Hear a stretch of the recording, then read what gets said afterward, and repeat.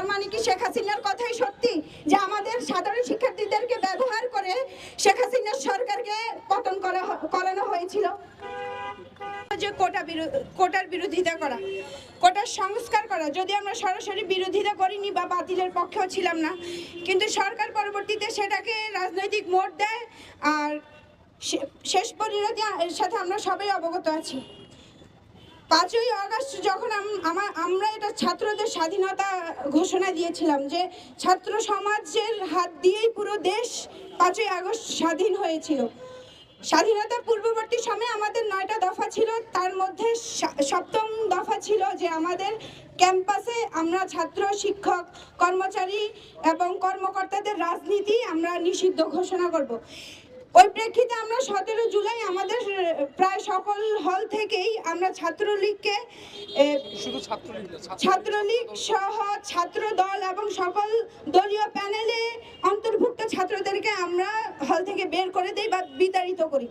কিন্তু এখন আমরা দেখছি যে স্বাধীনতা পরবর্তী সময়ে বিভিন্নভাবে মতামত প্রকাশের স্বাধীনতা অবশ্যই আছে, যেহেতু আমরা একটা গণতান্ত্রিক রাষ্ট্রে বসবাস করি এবং আমরা এটা দাবি করি যে আমাদের দেশে এখন আমাদের গণতন্ত্র প্রতিষ্ঠা করতে হলে আমাদের বাক স্বাধীনতার প্রয়োজনীয়তা অনস্বীকার্য। সেক্ষেত্রে সবাই চাইলেই তাদের মতামত প্রকাশ করতে পারে, কিন্তু এর মানে এই না যে 7ম দাবিটাকে আমরা ভুলে যাব।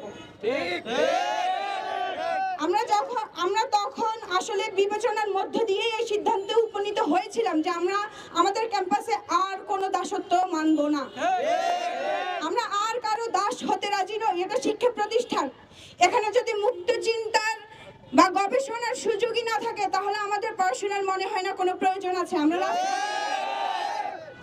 তাহলে যদি রাজপথ আমাদের মুক্ত চিন্তা প্রকাশ করার একমাত্র অবলম্বন হয় তাহলে আমাদের সারা জীবন হয়তো রাজপথেই কাটিয়ে দিতে হবে, আর সেটা অসম্ভব।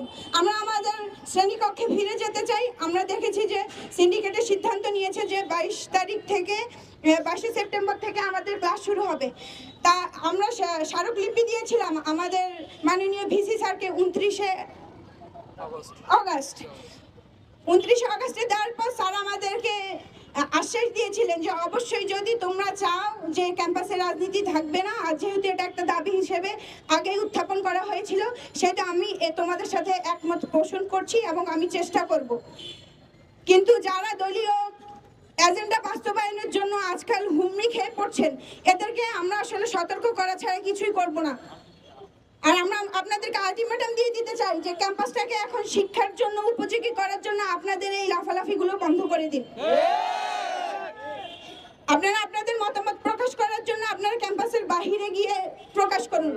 আমাদের প্রাতিষ্ঠানিক যে কার্যক্রম, আমাদের আবাসিক হলগুলোতে, আমাদের বিশ্ববিদ্যালয় প্রাঙ্গণে আমরা আর কোনো রাজনৈতিক এজেন্ডা বাস্তবায়িত হতে দিব না।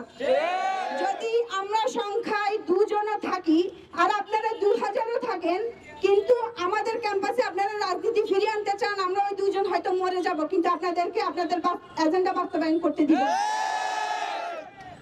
আমরা কেন আমাদের সততার জায়গা থেকে ফিরে আসছি তা আমরা জানি না। তার মানে কি শেখ হাসিনার কথাই সত্যি যে আমাদের সাধারণ শিক্ষার্থীদেরকে ব্যবহার করে শেখ হাসিনার সরকারকে পতন করানো হয়েছিল? আমরা চাই না আসলে আর আমরা চাই না যে রাজনীতিটা বন্ধ হয়ে যাক। রাজনীতি চর্চা করা ঠিক, আর এটার সাথে আমরা একমত পোষণ করছি, কিন্তু সেটা আমরা আমাদের ক্যাম্পাসে চাচ্ছি না। আমাদের 2টো দাবি, একটা হচ্ছে অবিলম্বে আমাদের ক্যাম্পাস থেকে ছাত্র, শিক্ষক, কর্মচারী, কর্মকর্তার যে রাজনীতি, লেজুর ভিত্তিক রাজনীতি, সেটা আমরা উৎখাত করে ফেলবো। আর দ্বিতীয় হচ্ছে আমরা আমাদের ঢাকা বিশ্ববিদ্যালয়ের কেন্দ্রীয় ছাত্র সংসদ, যেটাকে বাংলাদেশের 2য় সংসদ হিসেবে বিবেচনা করা হয়, সেই ডাকসু নির্বাচন আমরা অবিলম্বে চাই। যেভাবে ডাকসুকে আপনারা অচল করে রেখেছেন, আমরা ঠিক সেভাবেই মোড় ঘুরিয়ে তাকে সচল করে ফিরবো ইনশাআল্লাহ।